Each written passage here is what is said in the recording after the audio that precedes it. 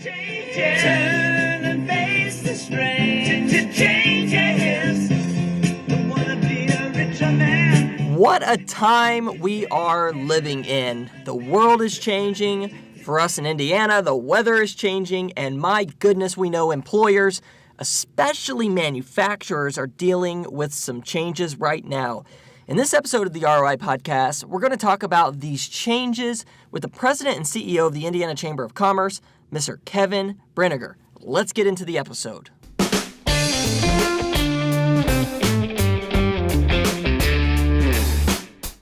Welcome back, everybody, to the ROI Podcast, presented by the Kelley School of Business on the IUPUI Campus. I'm Shane Simmons, and filling in for Associate Dean Phil Powell is our producer, Luke Cooley. Luke, great to have you back on the podcast. Great to be here. Really looking forward to what we're talking about today. Well, Luke, as you've heard from that attention-grabbing intro that I put together by David Bowie, change is the topic of today's podcast, and that change we are talking about is really impacting businesses all throughout the country, and it's impacting Indiana in a big way. You know, it used to be about jobs and finding jobs for people, but now that's reversed. That data shows us there are more jobs right now than there are qualified employees, which is causing a labor shortage that's suffocating employers really all over the country. The insights are that businesses throughout the state, talent and finding skilled workers is their number one concern and their number one issue right now. And I guess my message to them in general would be, you need to really think about building your pipelines, coming up with new ways to identify and recruit talent, and probably start earlier to fill jobs. Recently, the Indiana Chamber of Commerce conducted a survey to 1,200 businesses, and their findings were alarming when it comes to the severity of the talent shortage in Indiana. 1,200 businesses throughout the state of Indiana found that nearly 50% of the respondents said that they have left jobs open because of the inability to find someone with the skills to fill that job, and that number has increased from 39% to 49% just in the last 4 years. And the employers say that over half of them say that they plan to expand their workforce in the next year, and less than 10% say that they expect to contract their workforce. So that challenge of finding the workforce in a market where jobs are expanding is going to become tougher and tougher. So we've got an incline in jobs. The demand is there, but the supply is not. And this is something we talk about daily in Indiana. So we're going to need to get creative with how we supply the market with labor. And a recent trip to Tennessee gave Indiana Chamber members some ideas on how to do that.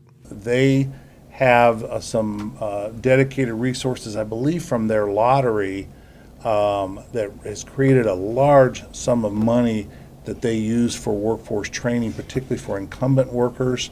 And we've, in fact, gone down there to talk to them about how they organize their community college system and their workforce training system and their apprenticeships.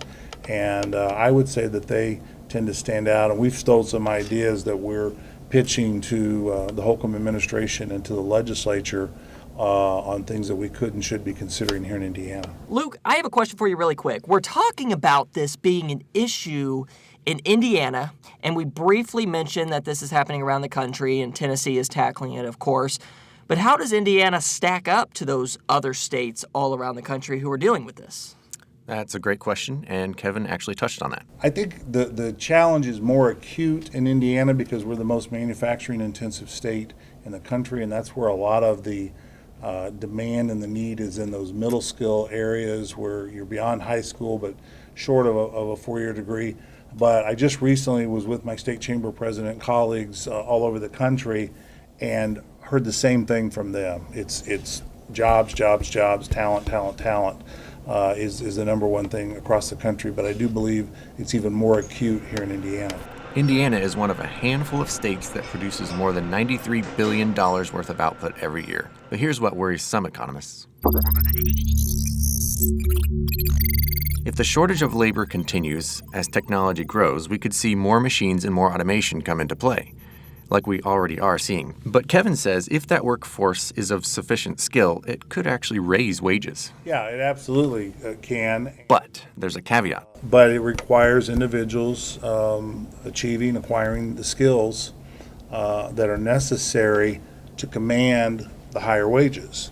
And there is a big dramatic change coming in these economies that is going to wipe out the low skill and lower wage jobs entirely.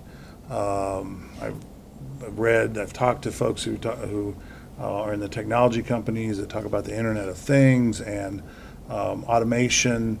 There's a restaurant in Japan that you go in, you order, and you've got these conveyor belts that run around all of the booths and things, and machines prepare the food, and comes out on a conveyor, and when you see your order, you take it off and you eat it, then you put your tray back on, and they can serve like 300 people with 12 staff. From a technological standpoint, this is really fascinating how advanced some of these companies are getting with their automation. But, it sounds nice, but isn't this only going to widen the income inequality around the world? That's the fear. There's some irony to all this. The current labor shortage that we have in Indiana and around the nation are going to accelerate the displacement of those same workers that are in high demand right now, which will enhance income inequality. This is a story relevant to any company. All right, so this is relevant to all the companies out there. So what can we do? I mean, if we're talking about this sci-fi-like future of machines and automation replacing jobs, which we discussed is already happening today, how can you create any kind of job security for yourself or for your employees? That's the big question. And Kevin says the answer is self-development, making yourself a vital asset that cannot be replaced. I would encourage them to stay in tune with the technology, trends, Internet of Things, big data, understand what's going on and think about that in terms of how that affects your company and how it affects you as a new manager. I would do what I can to maintain and enhance my quantitative analysis skills, and then thirdly, my people skills and my ability to manage people and get the most out of them, because the people that can do that I think are going to rise, and the ones that cannot are going to struggle. So for everyone listening out there, and you're tying all this back to you and how it impacts your life, Kevin leaves us with some final thoughts. If you're not planning for this, preparing for it, and solving this problem, you could be leaving customers and business opportunities on the table that you could otherwise have, because I have employers who say, I've got machines that are sitting idle because I don't have people to operate them, and I've got orders that I can't fill in a timely manner, and I have new business that I have to pass on, and that leads me to think about someone who cares about the state of Indiana and policy. How much greater would our state's GDP be if every employer could fill the positions that they have available right now in, let's say, a month or less, compared to the situation where thousands and thousands of jobs are being left open as they try to find appropriate people to fill them. So, to wrap up this episode, think about the talent shortage and its impact on our state and our country. How can we reverse those talent shortages to prosper the labor markets and the economy? It involves more people becoming specialists in these growing industries, self-development, and for companies to continue to motivate their employees to grow their skill sets. And here at the Kelley School of Business, our mission is to reverse those talent shortages.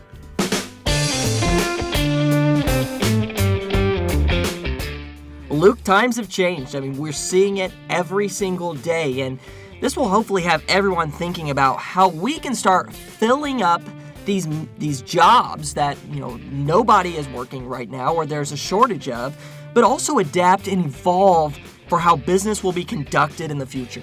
And we want to thank Kevin Brinegar from the Indiana Chamber of Commerce for sharing his insight with us. And the Indiana Chamber of Commerce has a great podcast out there where they're discussing topics like this on a weekly basis. You can find their podcast on iTunes or wherever you download their podcast.